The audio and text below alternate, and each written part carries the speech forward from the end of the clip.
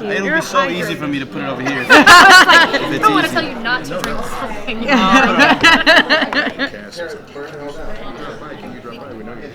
Wait, were you on social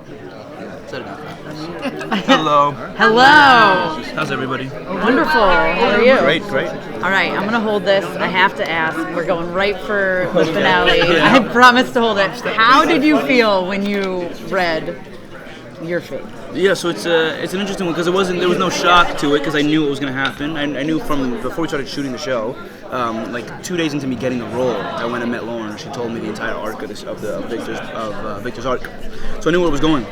I think what I had hoped for when reading the scene that I knew was coming was that we would find the moment of vulnerability because I knew how hard I knew it was coming. And so I just wanted something right before that would kind of be a little bit softer.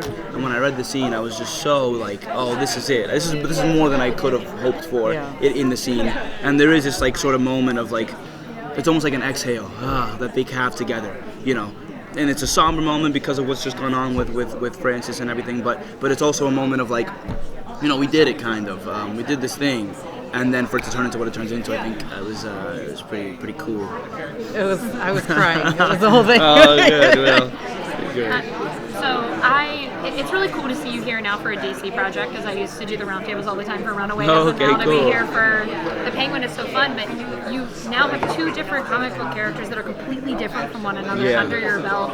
And granted, I know it was an original character, not a comic book, but for you, how is it to come back to something like New York Comic Con and be here and see all the comic fans get so excited about an original character that you're bringing into Gotham? Yeah, it's awesome. I mean, it's the coolest place to watch any of this stuff at, is where the people enjoy it the most, And this is the place, San Diego Comic Con, New York Comic Con. These are the places where people will flock from around the world to come see, to come hear their favorite actors or creatives talk about the thing that they love.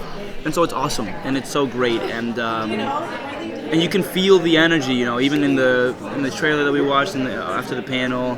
It's just like people love this thing and they're excited about this thing, and I'm excited that they're excited. So it's all fun. You had some really incredible scenes.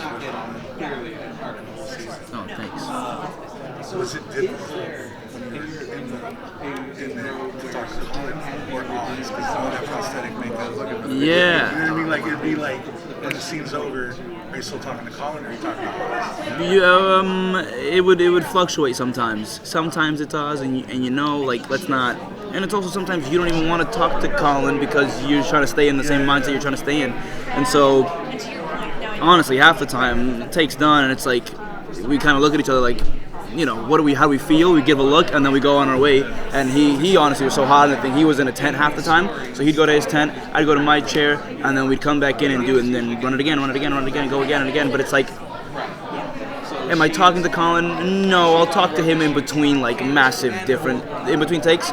It's he and it's me and Oz, and just kind of focus more than anything. Yeah. I'm doubling down on that one too. There's a lot of pull and pushing between the two characters here. We see times where it seems like maybe he's your mentor, and times maybe he's not. I'm just kind of wondering how did you all kind of build that relationship so that it jumps off the screen to us? I think me and Colin got lucky. I think we work in a pretty similar way, and I think that he and I just kind of maybe got each other a bit, and so it was a lot of fun getting. I was getting to know Colin at the same time Victor was getting to know Oz, so it's kind of like this organic thing where, they meet each other for the first time on camera. And me and Colin had met a few times before we started shooting, but not like a million. We didn't hang out all the time. So it was really getting to know each other and getting closer and getting closer. And over the course of the season, when Victor and Oz are getting closer, so are me and Colin. And so it kind of, life was imitating art, or art imitating life, whichever one. But it was kind of a parallel there. Yeah. What has it been like going from Marvel to the gritty DC universe and taking on a completely different role, or do you see similarities between Alex? I think they are pretty different. I think they are pretty different people. Are there similarities? How do I feel about going between the two worlds? They're just two different projects entirely. So it's not even necessarily that one's DC and one's Marvel. I mean, they're just very different. Even if, let's say, the exact same plot line had happened on a DC show from the Marvel show, it would have been a completely different show anyways. You give the same script to a different person, it's a completely different show, a completely different movie. So I think we're just making totally different projects. Sometimes it's hard to even step out and see such a big picture of like, this is a DC project, this is a Marvel project. You just try to kind of get specific about what's going on between you and Oz, and then the rest you kind of let itself play out. Somebody else who makes more money is qualified to figure out the whole DC of it all. So, just kind of try to do what I can do. Colin mentioned something interesting in the panel. He said that Victor kind of is conscious of the positive light. But at the same time, Oz is also Victor's kind of like the devil on his shoulder. Sure. Can you kind of share that back and forth, that balance? Yeah, it's interesting. I think Victor's got, like Colin was saying, some like goodness in him. This kindred spirit, This, I think he's good and at his core, and Oz is definitely on the bad side of things. So it's like. Yeah, there is this push and pull, I think ultimately Victor decides, sort of where we are in the season now, Victor decides that he wants to go on this journey. Whatever the journey is that we're on, he wants to go on, and he wants to benefit from however they benefit and help. And he wants to be useful. And so I think that at a certain point, coming into episode 5 and 6 and 7, he wants to not be the weak link. He doesn't want to fall short. He wants to show that he's got what it takes to be in this game.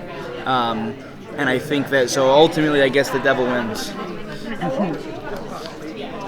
So a lot of the people in this obviously are from the comics. Your character is not. So what was it like getting to kind of have your own original character be a part of DC World? Yeah, it was really cool. It was great. It was awesome. I mean, it just felt like, I guess, any other character that I've, except maybe for Alex Wilder, it felt like any other character that I've done in the past, where you just kind of build something, you create something. A lot of it's there on the page from what Lauren and the team wrote, but so much of it, you get to build and you get to create this backstory, you get to create these dynamics, you get to create little behaviors that he does that no other characters that I've done have done. So it's really cool, and it's really exciting that it's been received in a positive light. So I love that this was filmed in New York, because Gotham is essentially New York City, but a lot of the times they'll bring in like Chicago or other major cities, and it's not the same. New York is Gotham. When you guys are kind of in New York and you have that grit already part of your set, how does that help you in like imagining New York City as it's Gotham? I think it's massive. I think it was awesome to get to shoot in New York City for the show. When I found out we were shooting in New York City, I was over the moon, because it's like this is what it feels like when I look at Gotham. I think of the New York City streets, and so to get to shoot it here and to get to feel that. And then you were shooting at 3 a.m. and in a small neighborhood in Brooklyn or something, or in the Bronx. It's like, this is what you do so much less imagination. You do. It's easier as an actor. You don't have to pretend and imagine so much. You can just sit back and be like, this is it. We're in the thing. And so that's it's a tremendous help. It's awesome. So we have a few more episodes left. Yeah. For Victor, what's the idea of power coming into his mind? Yeah. He's creeping in. Yeah, I think it's got different ideas that he's got going. Yeah. For you, for everybody that hasn't seen it, where do you think that's going? I think it's exciting to him, this idea of power. I think that he doesn't put himself in Oz's shoes, because that's I think too much for him to try. It's overwhelming. I think that he knows I can play a part. I want to help this guy. I like this guy. You know what? He wants to help me. I want to help him. This is what we want to do. Let's go effing do it then. Let's go do this thing. And I think that he knows that if they do a good enough job, and I think he trusts Oz to do a good job, that we can really change the game. We can really be at the top of this game. And so I think it's just exciting. He's like, fuck yeah, let's go do this thing, I think that's kind of the energy. The whole thing kicks off about him being in the wrong place at the wrong time. Yeah. Do you find anything kind of metaphorical within that message, within his story arc? Is it metaphorical, being at the wrong place at the wrong time? Yeah, do we kind of see how that plays out continuously throughout his arc? No, Or does I it turn into a measure of like resilience? Yeah, I think he was at the wrong place at the wrong time at the beginning, and then everything's a result of that. I think everything else is kind of decisions that Victor's making. So I almost don't want to make too many excuses for him, because it's like there's plenty of moments where he could have decided for a different path and he doesn't. And so being on the road that he's on now, it's a decision he made, and everything that comes from here till the end is a decision that he makes. So is it all wrong place, wrong time? I don't think so. I think there was one time that it was wrong place, wrong time, and now it's all a result of that. And what would you label that? What would I label it? Yeah, how would you label that then? How would I label? What word comes to mind in terms of how you explain that? What word we kind of? Is this like perseverance here, or is this just like perseverance with Victor? Strength? I don't know if it's a positive word. I think it's what would I apply to that? To this sort of journey that he's put himself on. It's unfortunate. Okay. I like that. Talk a little bit more about working with Lauren to kind of create Vic's character. For example, like I love the stutter. I think those moments are so good. Is that something you worked in? Is that something that was already written? That was something that in the few of the auditions that I did a couple auditions that were no stutter, and then all of a sudden they introduced it to me during the auditioning process. Like, we're thinking of him having a stutter. Could you just try it? And I was like, no prep whatsoever. What do you tell you mean just try it?